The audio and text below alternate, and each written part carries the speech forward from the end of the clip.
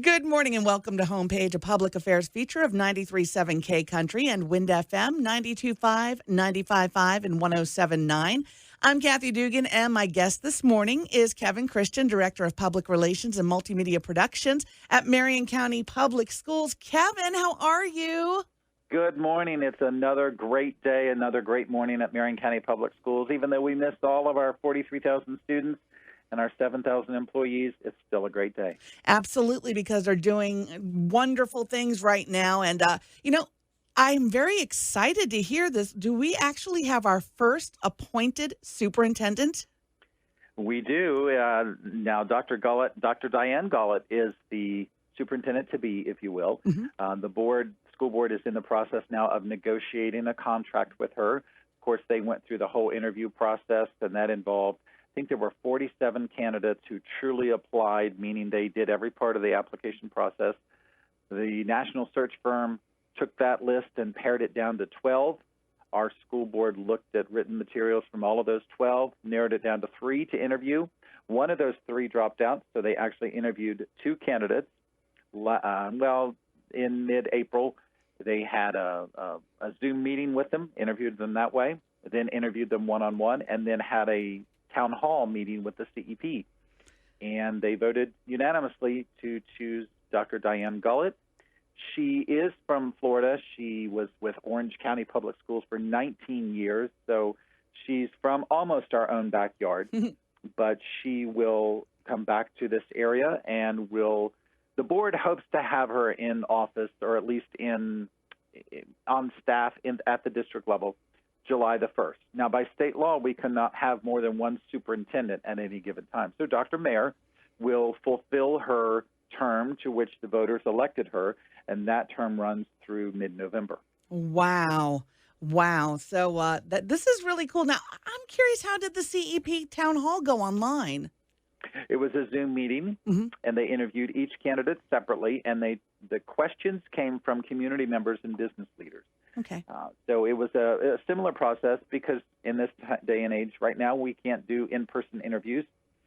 So everything was conducted online, but it went fine. They had a couple of technical difficulties, but they worked through that, and each candidate had about 30 minutes, and it was interesting to see the process happen. Wow. I love how we're adapting to everything, which is fantastic. And I understand she's coming from a really, really huge school district. 323,000 students and 42,000 employees. That's the Clark County School District in Las Vegas. Whoa. It is the 5th largest school district in the country. Wow. So she was in Orange County, which is a top 10 district in the nation in terms of size. Then she went to Clark County, which was number 5. So she's coming back to Florida. She's coming to Marion County with that experience of being the number 2 person in a district that size. That's fantastic. And she's a Golden Knight. Go Knights. That's wonderful to hear. She graduated from UCF. She did, in fact. Very nice. Now, okay, we've got distance learning underway right now, and it's been going on for a few weeks. And, as a parent, I'm glad I don't have to do it, because I remember, and you may remember too, back when my son was in school and he'd be suspended, there's no teaching him at home. There was no teaching him. But now that it's been going on for a few weeks, what can you tell us about how it's going? Students are so adaptable. They are not the ones having issues at all with distance learning. They're already wired. They already knew about Google Classroom and Zoom meetings. That was already part of what they did on a regular basis. Wow. It's the adults that have the challenges in adapting to something new. So nothing really out of the ordinary, just some growing pains. But we're doing great things with making those platforms available to our teachers, educating our teachers on how to conduct safe, productive Zoom meetings or Google Classroom setup. We're providing that professional development. Those teachers are meeting with those students, not necessarily every day, but they are regularly checking in on them throughout the week. And we actually have a pretty strict procedure in place where if students don't check in with their teacher for any given number of days, Mm-hmm.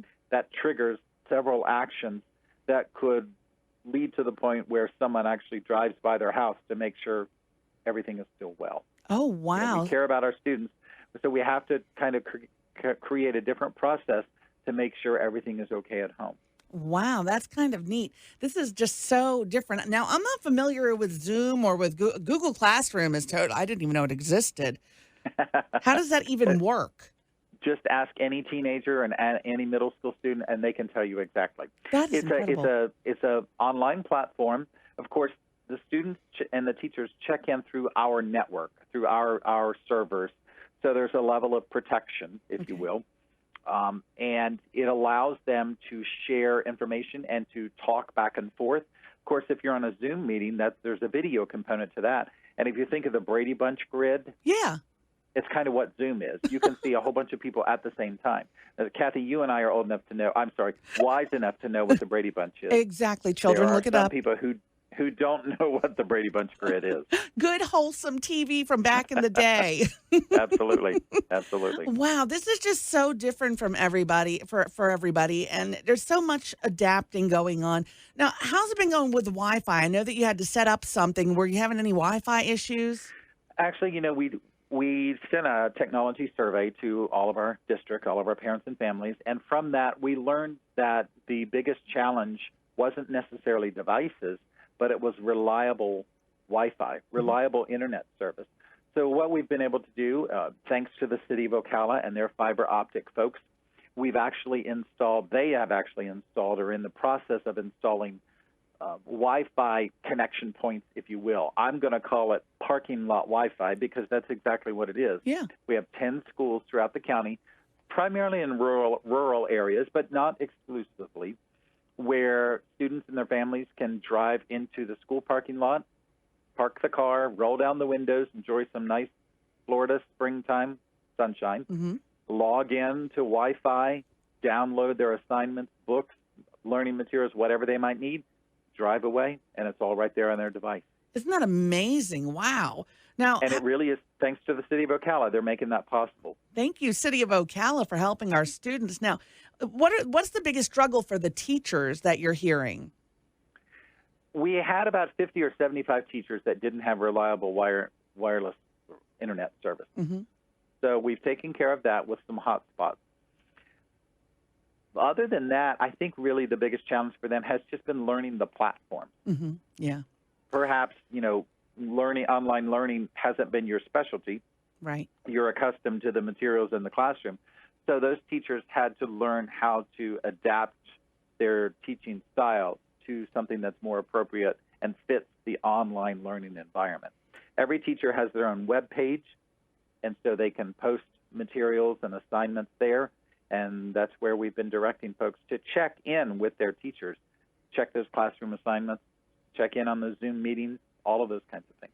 So is there like a set time where like a roll call time for the kids?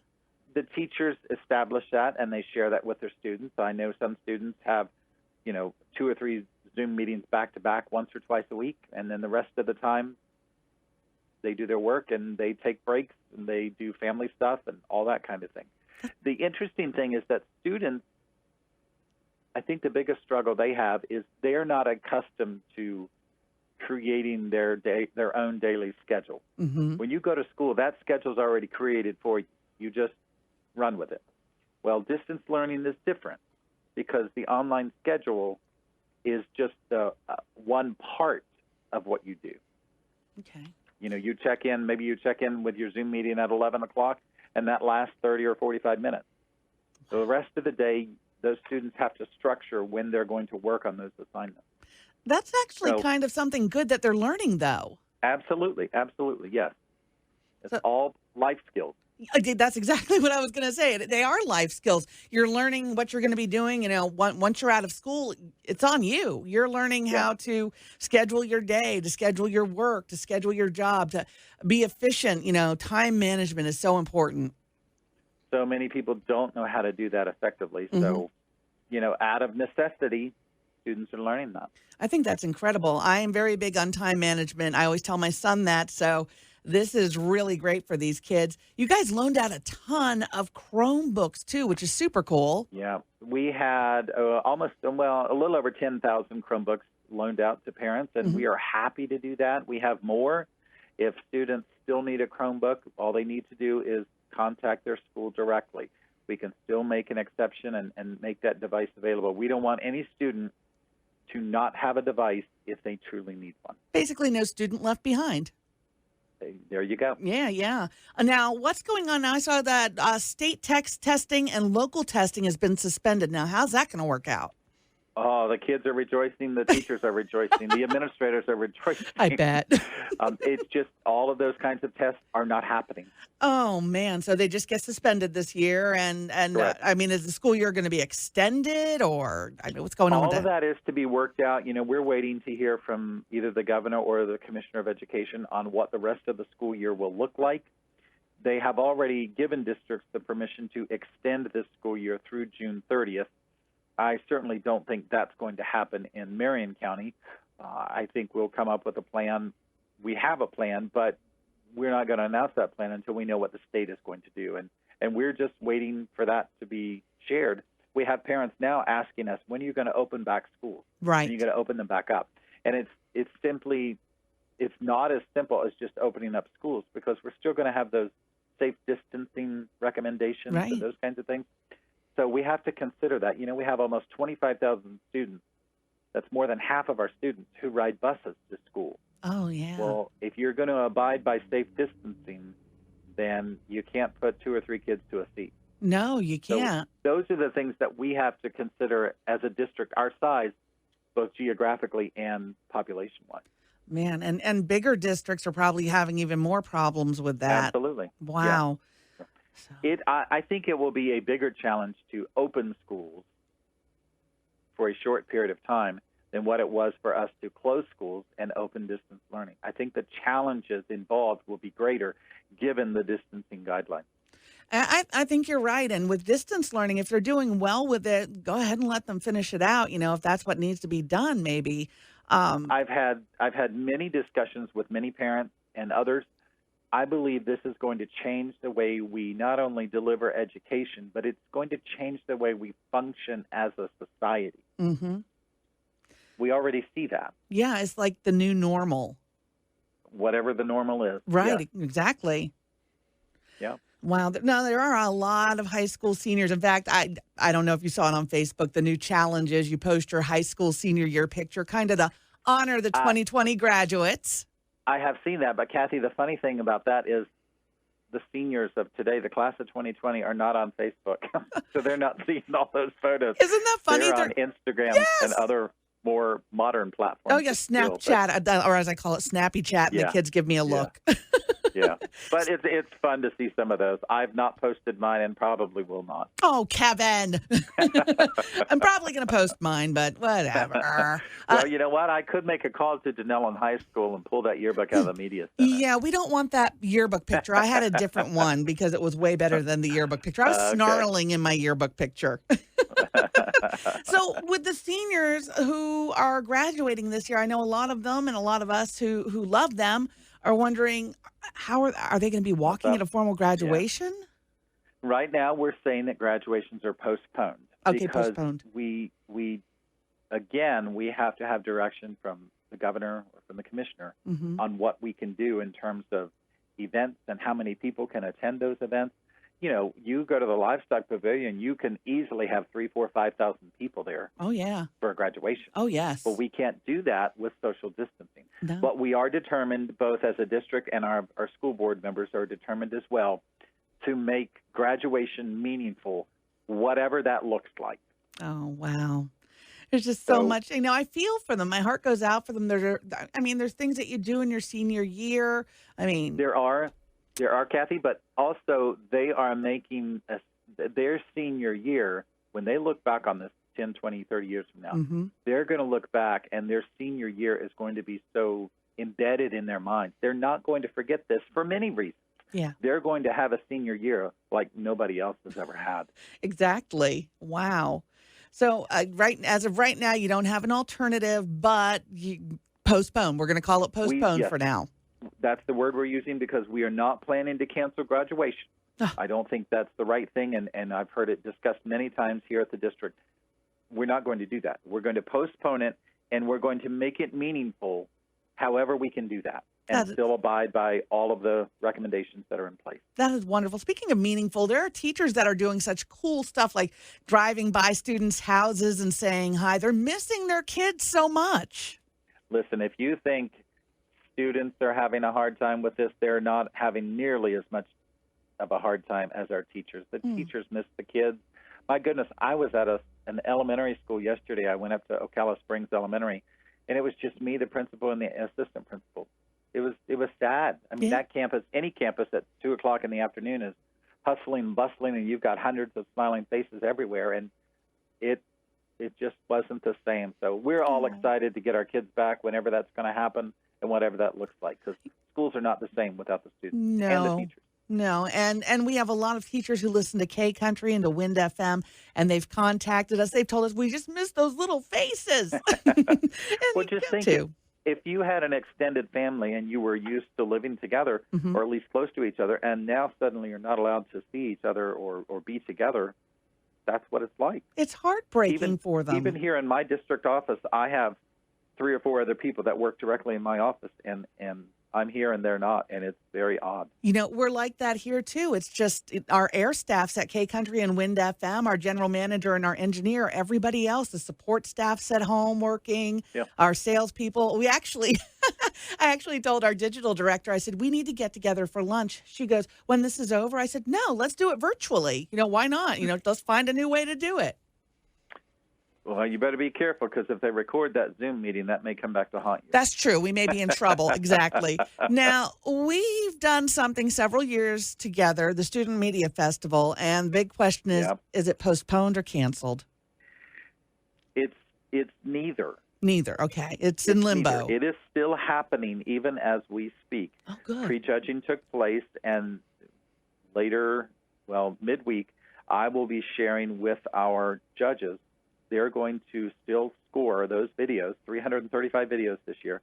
Wow. They're going to score them remotely Okay. online, and we're still going to make arrangements to award those top finishers. We won't have a big gathering like we've always had for Right. 18 years. Oh. Obviously, that was to be at MTI, but Yeah. we won't have that big event, but we will still celebrate in big fashion. We will still give first, second, and third place trophies. We will still have 4 best of shows, and we will still have the Terry Hartley Effort in Media Education Award. So the awards are still coming. The cash prizes are still coming. We've got some great prizes for schools. It's just we're not going to be able to celebrate all together in one place at the same time. So we're going to have to celebrate separately, but definitely celebrate. Those kids work so hard. And I mean, Absolutely. I can't get over how impressed I was starting with the first year seeing kindergartners Oh, yeah. doing these award-winning videos that we wouldn't have even thought of doing back in the day in high school. It's a different day and time now. They're born with digital devices in their hand, and they record and snap and do everything else, and it's amazing to see their creativity. I love it. I absolutely love it. Now, the school district is still providing meals for students with grab-and-go meals. How is that working? To date, we have served our folks, our food services folks, 143 of them Mm-hmm. have served more than 140,000 meals to students district-wide. Wow. We And- have about 20 or 21 schools where they actually build those meals in bags. Then our bus drivers and our food service workers load them on buses, drive them out to about 142, 143 different locations throughout Marion County. And literally, it's grab a bag and go. You've got 2 meals. You have breakfast and lunch in those. That's So, incredible. It is a tremendous program, and quite honestly, it's successful not just because of the hardworking efforts of those 143 people, but we do this every summer. Oh, yeah, you do. It's not new to us. Right. So we just opened it early this year, And but it's just, it's running great. and it's on a large level, but you're getting food to kids that maybe would not be able to eat except for 1 meal a day. Kathy, we often hear that this is the best and most nutritious meal that they receive, and many times it's the only meal they receive. So Makes we me are want to happy cry. to do this. We realize it is a life difference for thousands of students. It really is, and it's just a wonderful thing that our schools districts provides to these children and to their families. I know how grateful they are for this because they wouldn't have otherwise. And, you can't focus. You can't educate yourself properly unless you are fueled properly. Absolutely. And I do want to clarify, it's children 18 and under. You do not have to be a student in Marion County Public Schools. If Wow. you operate a daycare and you have 10 kids, well, you can't do that right now, but if you have Right. 5 students or 5 kids at your house, you can get 5 meals for those kids 5 days a week. That is incredible. Just Yeah. now they can go online to find out where the drop-offs are. MarionSchools.net, our homepage, we have an updated listing right there for grab-and-go meal service. It's all free, and we would love to have even more students take part. That's really nice. There's nothing to be embarrassed about. Your first priority is making sure your kids are fueled properly and fed properly, and then they can be educated properly. And just so much that Marion County schools do for our children here. It's incredible. Uh, Kevin, did you want to add anything? What else is going on? I mean, what kind of feedback from the community have you been getting over these new ways of doing things? The rush, if you will, was initially for all of the Chromebook devices Mm-hmm. and establishing internet service for those who didn't have it. So I think we've been able to meet that need, delivering those over 10,000 Chromebooks. We now have those pulling parking lot Wi-Fi locations. I think we've got 4 or 5 that are active as of when this show airs, and then more coming in the next week. But we'll have those 10 schools up and running. We have people who really know how to do a fantastic job with teaching and connecting with students online. Mm-hmm. So I think, given the last 4 or 5 weeks while we've been maturing this process, it's really going well. Do we have some disconnects here and there? Absolutely, and we're always going to have those. But I really believe as a community, as a school district involving parents, families, students, teachers, and everybody else, it has really come together quite remarkably. And if there are specific situations out there that we need to address on an individual level, we are happy to do that. You We guys want everybody always are. learning. We want this to work for everybody, and we're trying to do absolutely the best that we can to make it work. We're also looking at the possibility of putting some hot spots on school buses Wow. and delivering, taking those to different areas. But again, if you're in the Fort McCoy area, cell service isn't the greatest there. Oh, not at all. And No. you got to have cell service to have that Wi-Fi connect. So Right. we're working on all of that and trying to bring even more opportunities and availability to our students. We're just learning all of this together as we go. And one thing that, kind of concerned me, and I saw a mention of it on the Marion County School website, as well as the mental health of students and parents and teachers. The mental health of people is being affected as well by COVID-19 because we are sheltering in place. We are with our families nonstop, and sometimes it can make you a little crazy. If you think about it, this is changing how we live. Mm-hmm. And anytime you have that kind of a significant change in your life or the life of your children, it is a mental issue. Right. I mean, it can be. I believe that children adapt much better to new things than adults. I think so, because too. we always have reference points. And Mhm. kids just, this is the new thing. Okay, well, I'm going to learn it, and run with it. They're amazing. But we do offer those mental helps, if you will. There are mental health classes that folks can sign up for. I had a teacher tell me the other day that she had to try 6 different times to get into this one class that we offer because the first 5 were full. Now, Wow. that's a good sign. That is a good That sign means because people are taking advantage of it. what's out there. I Yeah. love how we both said it. Yes. Yeah. They are, though. And that's why that resource is there. And again, the website they can go to find this. MarionSchools.net. Because Just look for the red banner. It's all right there. I know, right? Because I check it. Even though my son's not in school anymore, I still check it. We have family members who have children in school still, friends, Sure. and we still check it out to see what's going on, to see how we can help as, parents who have a child who's graduated. Sure. We want to help as well. The community can still help out with a lot of things, and I think they really want to. We're hearing so many good news stories coming out of just a dark time. Well, I think human nature is good and kind and loving. I think that's built in. I think that's what God does when he creates us. Mhm. And this is a wonderful opportunity to let those attributes come forth and make somebody's life even better.